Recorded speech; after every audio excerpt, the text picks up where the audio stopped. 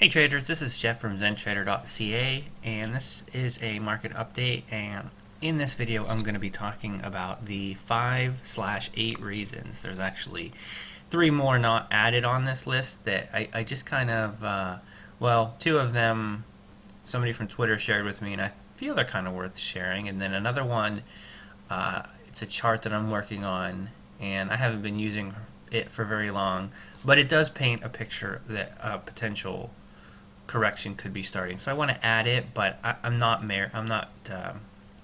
super convinced of this chart yet. But like I said, I wanted to share it in the event that you might learn something. But these 5 reasons are kind of key to the way I filter out information on the markets. And I think what's important is never to be married to any bias, because ultimately there's really only 2 things that determine my bias on the markets and how I position myself. Number 1, what's my timing signal saying? Number 2, what's my scan result saying? Like the particular chart profile that I look for to trade during bullish markets, am I seeing and that's the same exact chart profile that I share within Trade with Zen service, just in case you're wondering what that is. So the 5 reasons. Number 1, abnormally large amounts of results on my scans. Now, you might think that's a good thing, but it's not, especially when I have like 7 to 8 times the amount and I didn't get a single potential trade idea out of that. That is often the times. I often see that during rebalancing of certain indexes and whatnot, but I don't know what the case was, but to me, it's just a sign that it's like distribution.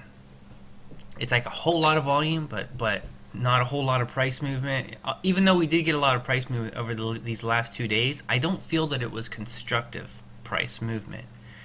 Markets have rallied into new highs, and the Fed has interrupted the recent pullback. Now, what I mean by that is I really feel like this market was heading down to correct right around 3,900 level, and it was interrupted by the Fed. And generally when that happens, it's not sustainable. I look at the markets, I like to think that I look at the markets a little bit differently than most, and this isn't really a video for my trading methodology or philosophy, but okay, sorry, I got interrupted.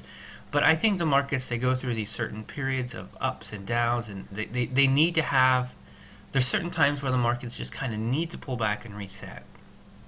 And when they are, whatever you want to use it, manipulated, interfered with,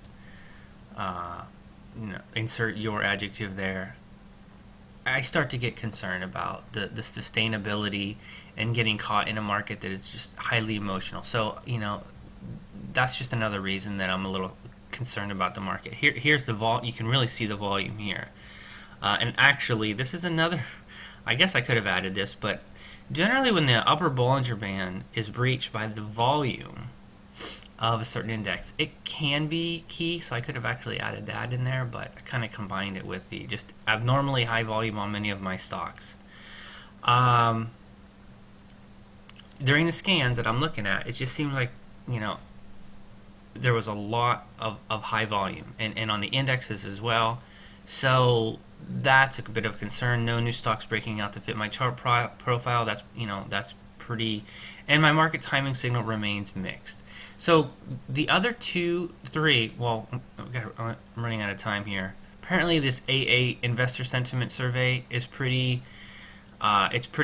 stretched. I don't ever use this, but some people do. And the Shiller PE ratio, I actually have it on here because apparently the median is 15.9. We're at 26. The min is 4.78. The max is 44.20, which was on December 1999. So we're getting frothy. I don't use either of these 2 sentiment indicators for anything, but I thought that they were worthwhile. So I'm not going to get to the 8th reason. I might make another video later on because it is worthwhile. So talk to you guys later.